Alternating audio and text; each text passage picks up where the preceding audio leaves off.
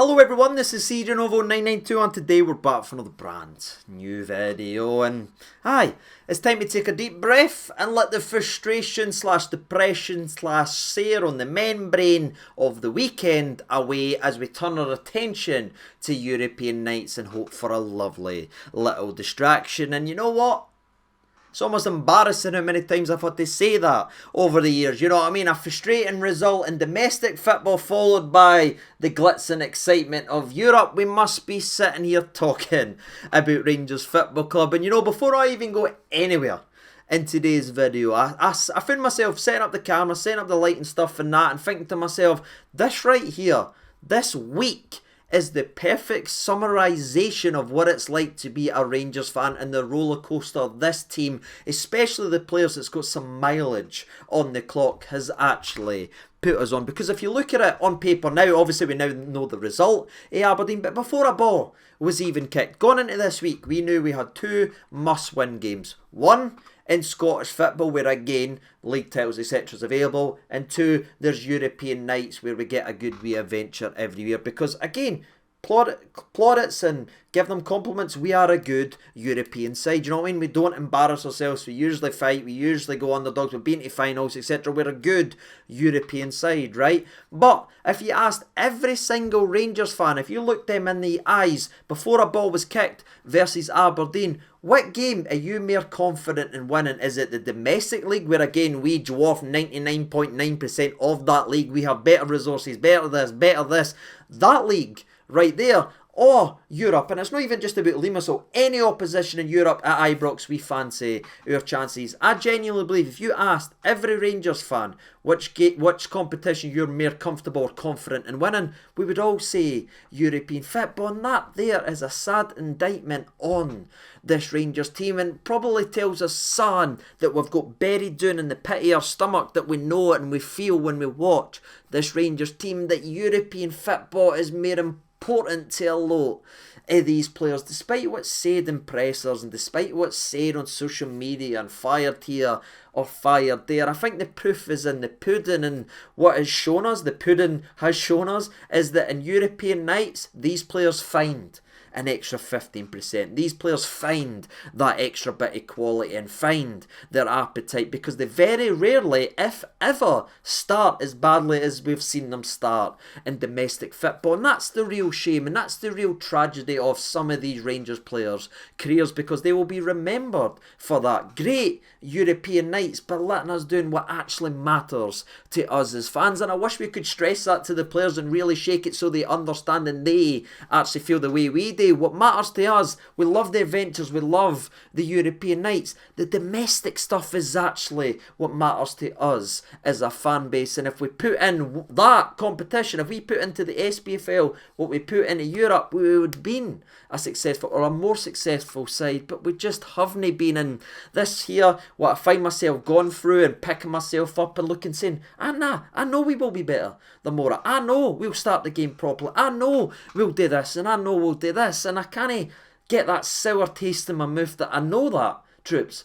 But then I look at what happened versus Aberdeen, but also knew that was coming as well. And I guess that's the true test that Big Phil is going to have, that the other previous managers has actually failed, is switching the mentality, switching the psychological mindset of these players and making them realise that it's not alright just to turn up and play your best in Europe and save yourself for Europe or look after yourself into Europe. It's actually the other competition as well. And the glitz and glamour of Europe has came, and I'm sure going into it, we'll see Rangers back as well. But as you can see, I've definitely let the Aberdeen game go. Yeah, I've definitely let the result go. I'll move on for it. And as we go ahead and discuss what is a majorly important European game, if you do find yourself enjoying the content anytime, you know what to do by now. Please consider hitting that like button. It shows me you're enjoying the content. And again, it keeps the run going of 1,000 likes a video, which is really just makes me feel good seeing that run continue, as it shows people are enjoying the content. Despite what the results are actually being recently. And aye, let's go ahead and discuss it then, shall we? Because again, as we mentioned in the intro, we play a team that has beat us already this season, but a game and a team that we feel confident going in and being able to get it done. Now, it's maybe not so much as a do or die scenario in terms of you must win or we're out, because it can still be won, obviously, in the last game. But I think if you look at this game of football, and if you look at it versus limassol with a game at Ibrox, it is the perfect opportunity for us to win this game, and it doesn't matter what happens versus Betis. We will definitely be playing Europa League football after Christmas. You know what I mean? European football after Christmas. It's no something that gets handed out very easily, as it's quite shown elsewhere, but it's an opportunity and a chance for us to do it. And let's be honest, yes, this run, this group's maybe no went the perfect and it's not been flawless, and again we did get beat embarrassingly versus limassol at their run. But if you asked any of us if we would take a game at Ibrox versus, on paper, the weakest team in the group to win it, and you're playing Europa League football, you reach the latter stages, every single one of us are saying, aye, we want that scenario. Well, that's the scenario that's ahead of us. Now, can we take it? That's a different question. But before we do get to the Rangers end, because yes, there is a lot I need to say and a lot to update you on regarding fitness, suspensions, it's a bit of a mess back there. We will get to it in a minute. We obviously have to look at the opposition, and as we did sort of play them pretty recently / semi recently, we're not going to dive really into the depths of them. We've seen what they're about, we know how they play, and they know they stung us over in Cyprus. Instead, we'll just give you a wee update and let you know how they've been getting on. And to be fair, despite all the talking that they've done in the press and their social media teams, they've been very vocal, they've been very loud. It's actually got to be said they're deservingly being pretty loud, because they've been pretty excellent, especially domestic football since beating us 2-1, as they've won 4 other 5 matches available in their domestic league, getting top of the league, regaining that top spot, and again looking like they're going to probably be champions once again. It's a winning DNA, there's a winning between their teeth, and they seemingly are on the run. But you might have noticed 4 of the 5, and that one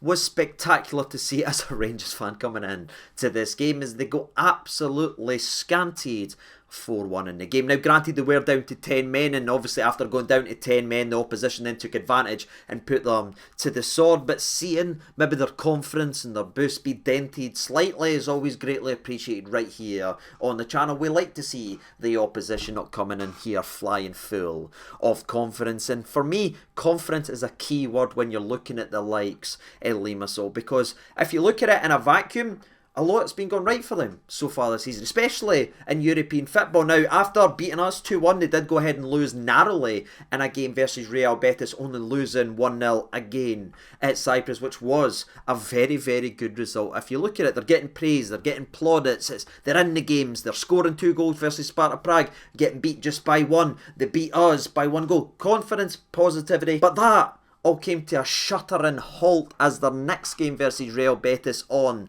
the Dirty Double ended with that familiar scoreline of 4-1. This time there was no red card excuse, they just got absolutely battered by, again, the quote-on favourite in the group. And that's interesting to look at, because that's the first time so far in Europe for them that they have looked second best in every single category. Again, they've not been getting praise, they've been questioned, and they got ripped apart, and now they come from that game limping in a little bit into Ibrox, which is known to be an incredible stadium and an incredible atmosphere on European nights, with the carrot dangling in front of Rangers of qualification. Limassol know they need to come here and spoil the party, and I think there is a lot gone into the game if you look at it psychologically for both sides. But Limassol, bottom of the Europa League group, they need a good result. Again, if they do end up beating us tomorrow, then they've well and truly won the head-to-head, and they could be getting Europa League football when it's all said and done based on the last game. But if they get beat, all they've got left to play for is a 3rd place finish and the Conference League. And by goodness gracious, would I just love to be sitting here waving to that social media team and saying goodbye. Enjoy the Conference League. And for me, there is absolutely zero excuse, despite what I'm about to talk about from the Rangers end in the next 60 seconds or so, that we're not saying goodbye to Limassol and telling them we won't be seeing them again in the European calendar, because it is at Ibrox, and we have an opportunity to put them away. And something I want to talk about very briefly, because again, we're not going to break down into their style of play or their formation. We've done that a couple of weeks ago, then we saw them with our own eye. We know they've got pace, we know they like to attack, and we know they've got a couple decent players. However, there is something that does need to be spoken about, and it's, I'm not trying to be disrespectful here, I'm not trying to talk them down, but if you look at where they play and the fans that they play with and the crowd that they are actually able to gain, it's not exactly filled to the rafters. Well, now they're going to be coming to Ibrox, where it will be filled, it will be packed, and it will hopefully be bouncing, and that there is something that you need to look into coming into this game. If we start this game right, we genuinely could blow this team away. The more we've seen a lot bigger and maybe, quote on paper, better teams be scared and took back by the atmosphere that's capable of doing. Well, now you're playing against a group of players that's no used to playing in front of more than a couple thousand a week in stadiums. They seemed spooked in the Real Betis game. It was by far their worst performance. To be fair, they were pretty good versus Sparta, but this is a different kettle of fish. We've seen so many good players, so many top players that's experienced so many top stadiums talk about the atmosphere, and I really think the first 15-20 minutes of this game is vital, because if we start it right and if we get an early goal, we could save some grey hairs, and that'd be greatly appreciated right here. But starting well in Rangers Football Club isn't necessarily something that goes pretty well, especially after what we just saw. You know what I mean? We all expected to start well versus Aberdeen, right? As we transition in to the Rangers end, we all thought, right, they've dropped points, we've got it on Sunday, we've got an opportunity to lay a marker down before a cup final, we're going to start this game on fire. And we never. We just limped into the game, bored, lost and passionless, I dare to say. You know, I've been reading a lot of the comments from Sunday's post-match that I posted. Some people are saying I was far too harsh on the players, harsh on this, and that's fair if you agree that way, but for me, I felt like it needed to be said. Do you know what I mean? Because they're so well paid, they're so well supported, they're followed everywhere they go, they'll never get an experience. Just ask your Kents and your Arebos who's sitting there bench surfing every week, dreaming of being back at Ibrox, right? These players get so much for us, and when we see what we get back, it's never ever the exact same, especially when you see it on the likes of Sunday. So I felt like I did need to question, as a couple of players did say we needed to move on to the players the likes of Barisic. We do need to move away from them, but of course the small elephant in the room is that Barisic will be playing tomorrow. And it was funny because I saw a couple of comments and everyone saying, aye, well, if he scores on Thursday you'll be delighted and sing his name. Of course I will. I'm a Rangers fan. He's a Rangers player. I want him to do well, and whilst he's here and we can't make any other decisions on him, I want him to succeed, because not only is he our only left back,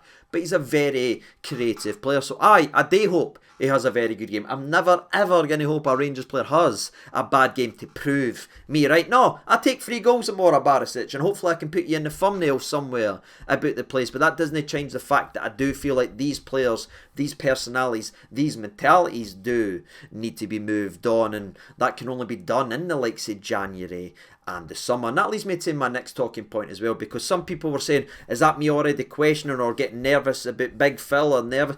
No, not at all. And I just want to address, because I did watch the video back and I didn't really see where people was getting that from, but again, people can see the videos and see the content and get their own outcomes. No, in any stretch of the imagination, am I trying to blame Phil Clement for what happened on Sunday? For me, that's directly on the players' mentality and approach. I guarantee if it was a European night, they could have upped their game and started the hell of a lot better, but there's too many in there that just enjoy the European nights and maybe didn't really bite in and believe and want as much as we do the tough away days, freezing cold conditions in terms of Scottish football. People can disagree with that, but the results are there and the performances are certainly there. But regarding Clement, I backed this guy to the very hilt. You know what I mean? We done our managerial searches the way we did. We built up to him because I believed he would be the man, and I do truly believe he's the man. I mean, the work that this laddie's done in such a short period of time to pick up a group of players who, let's be honest, between me and you, were on their knees,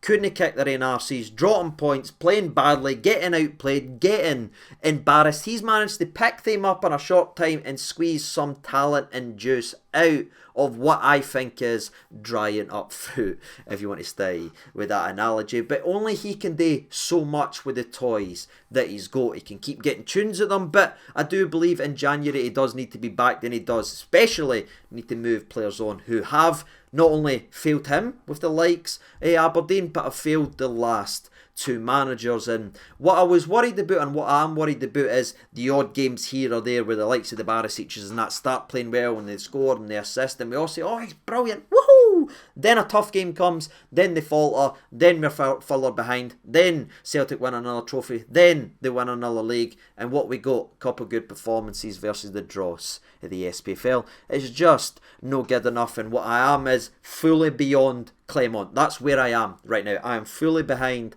this laddie, and I didn't want to see him make the same mistakes and backing players who can turn it on one of every 4 games, can play really well one every 4 games, because they've been here now for 2 other managers, and I didn't want them to be here through free. So hopefully I've addressed that properly. No way in any circumstances am I questioning Clement. He's done tremendously well, and I want to see this laddie be given the opportunity to move the players on that he clearly doesn't fancy, and that's the likes of the Desters and everything. He clearly doesn't fancy them. He's been pushed into playing certain players anew, but I imagine that will all change come January. So I'm back in the Belgium 100%. It's still the players that I just feel like I'm done with. No, if you know what I mean. But let's talk about these players then, shall we? Because there is some important updates regarding suspensions. That's the big one. Injuries, which is kind of consistent with us. But let's stick with the suspensions, because I can guarantee every single person who's tuning in to the video has probably forgotten about this. But I'm about to ruin your Wednesday night or Thursday morning, depending when you're watching it. Connor Goldson suspended for tomorrow, meaning we have a half-fit, not played in a month, John Souttar, a half-fit, not played in a month, Ben Davies, a half-fit, haven't played in 5 months, Leon King, and a half-fit, no played in a month, could be played out of position, Dijon Sterling. That's our options for centre-half, unless we play and pull something out the Geo handbook and put Lunny back in there. That's our centre-back options regarding this, because of the way the squad registration is done. There's Noah Balogun, who was torturous again. So was Goldson, to be. Both of them are dreadful, but I'd rather have fit defenders in amongst it. So it's never easy and it's never simple. It's never a straight line with this Rangers team. But the centre-backs that's going to be selected for tomorrow have a massive game. Not only because it's must-win, get into European football, but also none of them's fit. Barely any of them has played recently, and they're getting flung truly into the deep end. So whoever it is, if it is Davies and Souttar, or which I imagine it probably will be, but unless it is young Leon King and the likes of John Souttar, I wish every one of them the best. But I needed to let you know the centre-back situation is even more of a mess than we already know. Now normally I'd sit and be saying that screams both teams to score, but as it's Rangers you just never know, especially on a magical European night. It really all does depend on the start, because I think everyone, if you look at it on paper, does suggest this could be a very nervy game. Limassol not wanting to lose it, because as long as they didn't lose it, they've got a chance to be grandeur later on in the last group game, given what's at stake. But if they lose it, we obviously go through, and all they've got is the Europa League to fight for versus Sparta Prague. So it does suggest it could be tight, but I truly believe in the first 15-20 minutes, if we approach this game properly, score a goal, we could actually have not only a good night, but we could arguably have a great night. And that leads me to the likes of the Danilos, and the Seamas are going to have to be massive in this game. Unfortunately, Scott Wright is ruled out of the game tomorrow, as he's still persisting with his injury and still building his way back, as is Raskin, and unfortunately Ryan Jack. Again, I think it's time to make a decision on Scotland, because every single time he goes there, he ends up picking up an injury, and I want to see this laddie play for us, no get 10-minute cameos for Scotland and no see him for months. That's just my personal opinion, and the rest of the team remains the exact same, unfortunately, with Goldson being obviously the major suspension. Everyone else remains the same. Everyone else can be collected, and that's all the information you need to know. Tavernier, can you do it again for us, big man? Can you get us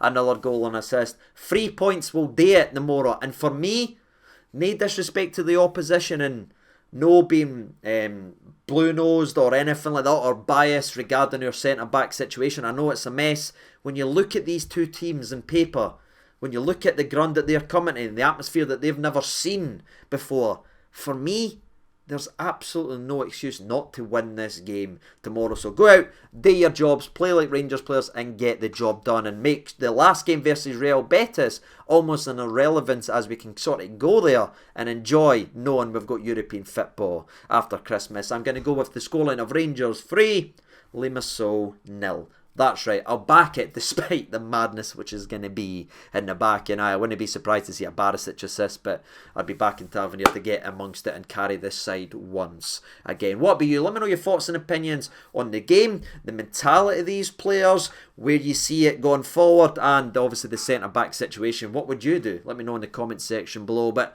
as always, I'll see you tomorrow night after the game. All the best and bye.